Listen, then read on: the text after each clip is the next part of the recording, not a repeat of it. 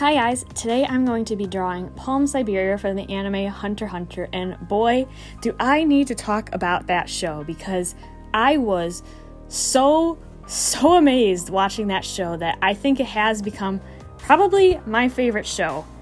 I started watching it just because I heard a lot of people were saying how good it was, but I was really kind of wondering about it because I hadn't read into the story or anything. It just looking at, the characters, the first episode, it seemed like just a typical, young boy show that, you honestly see on American television. It really reminded me of, Pokemon, Yu-Gi-Oh! And stuff like that, just because the art style, at least in the beginning, it's a little bit like that.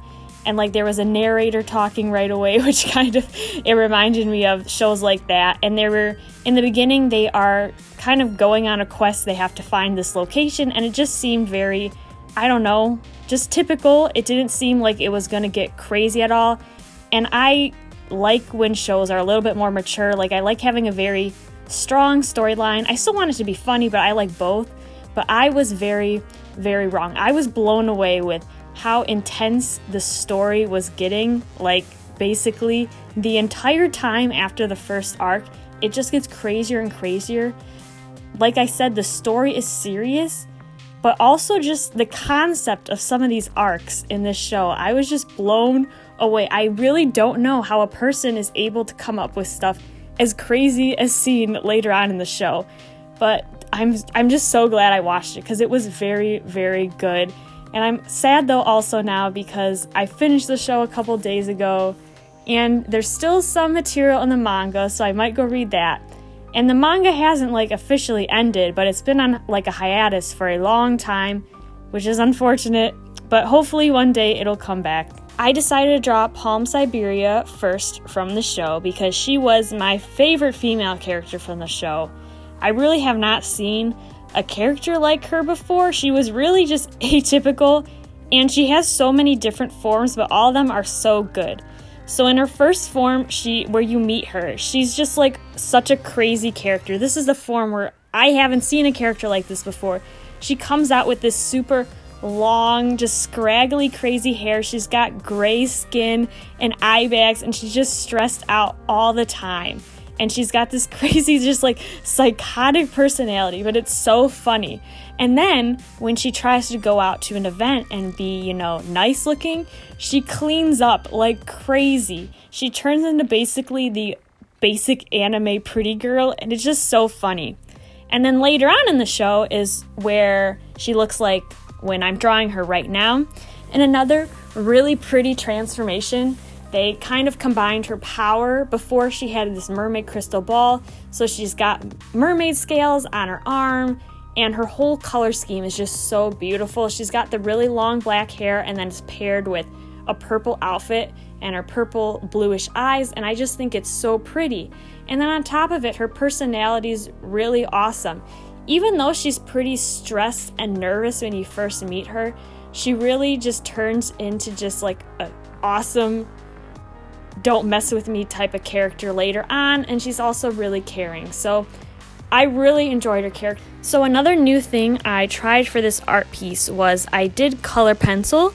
Usually if I do any drawing based off an anime, I do Copics because at least for me, those are my stylistic art materials, while something like color pencils I usually only use for realism. But I'm constantly seeing such mind-blowing anime drawings done in color pencil, I really wanted to give it a try.